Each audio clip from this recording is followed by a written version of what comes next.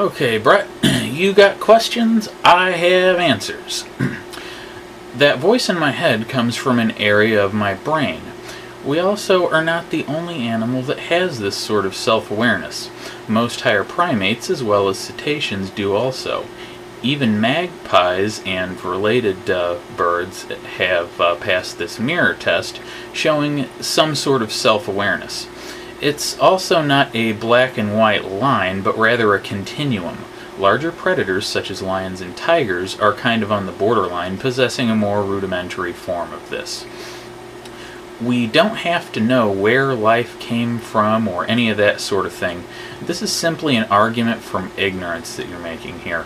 You are stating that because there is any sort of gap in knowledge that you can point to, it must be explained by your presupposed notion of God. That just doesn't follow. Not to mention that fact that without empirical evidence or deductive logical argument proving that God logically has to exist, there is no way for you to even know of the concept other than it being presupposed and inserted into a knowledge gap. As it happens, we do know some of these answers. Evolution has nothing to do with it, as you pointed out. Abiogenesis is what explains life getting started from more simple chemical reactions to more complex ones that are classified as life.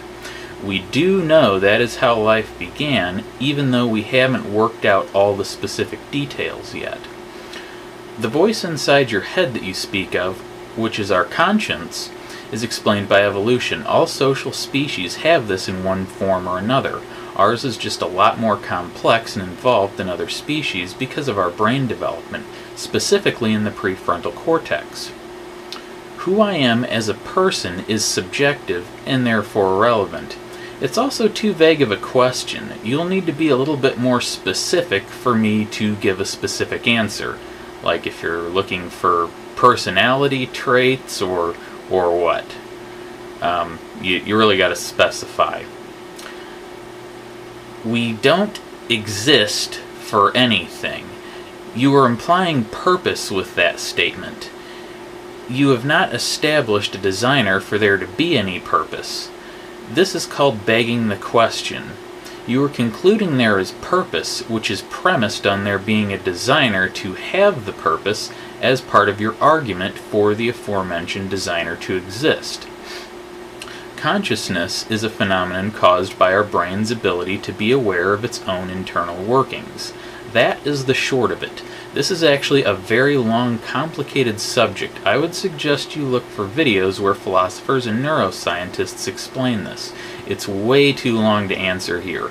Videos on that topic tend to be an hour or more in length.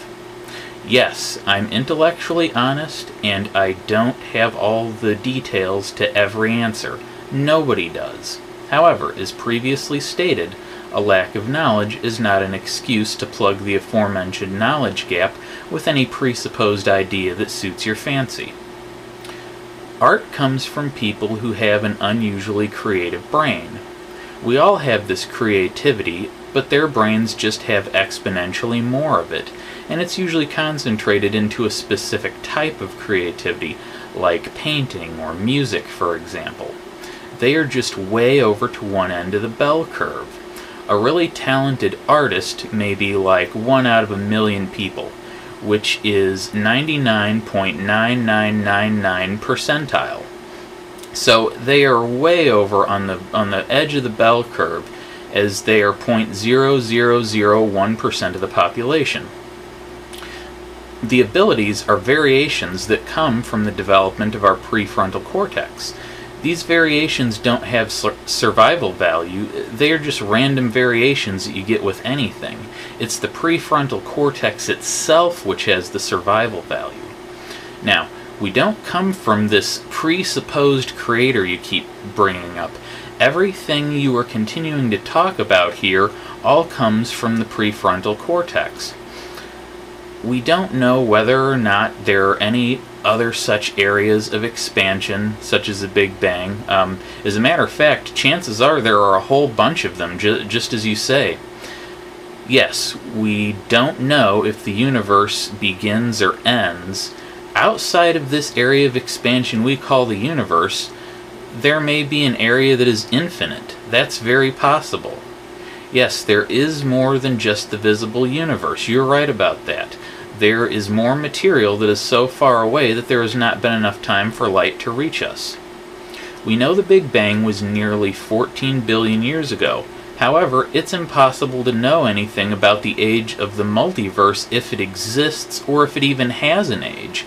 It may be infinite, or there may be no time where there is no expansion of space. Yes, the universe very possibly is cyclical. Some physicists have presented theories like that which are mathematically sound. A Big Bang can start on its own. Anything smaller than a Planck length exists only as a probability. Any time period shorter than a Planck time is also only a probability. Planck length and Planck time are both derived from the speed of light, the gravitational constant, and Planck's constant. Light travels a Planck length in a Planck time, so anything smaller than that doesn't actually exist.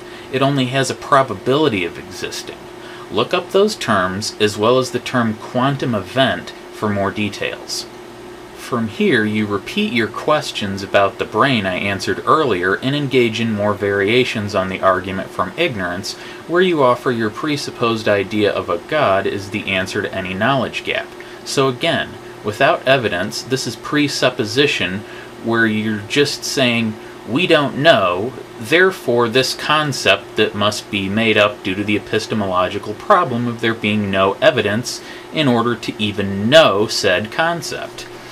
Once again, there is no why. Why implies purpose, which is premised on there being a designer, which you have not established. You then offer this as the conclusion for the designer's existence. It's part of the conclusion and the premise, which makes this an example of the logical fallacy called begging the question. When we die, we are just dead. That's all there is. It will be exactly like it was before you were born.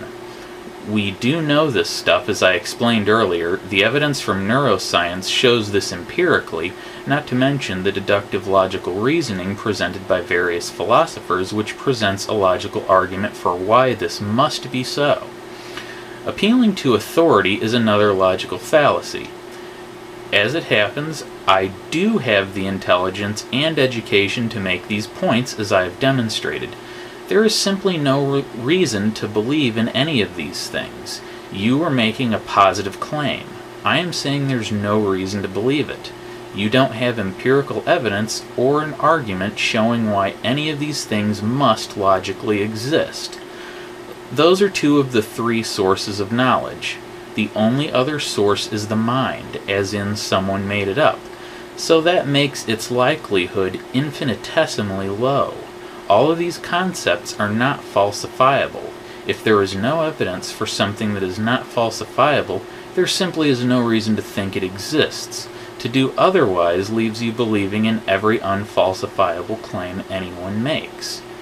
So, there are your answers, as well as the reason that it is illogical to believe in things for which there is no evidence, whether they be gods, unicorns, or the afterlife.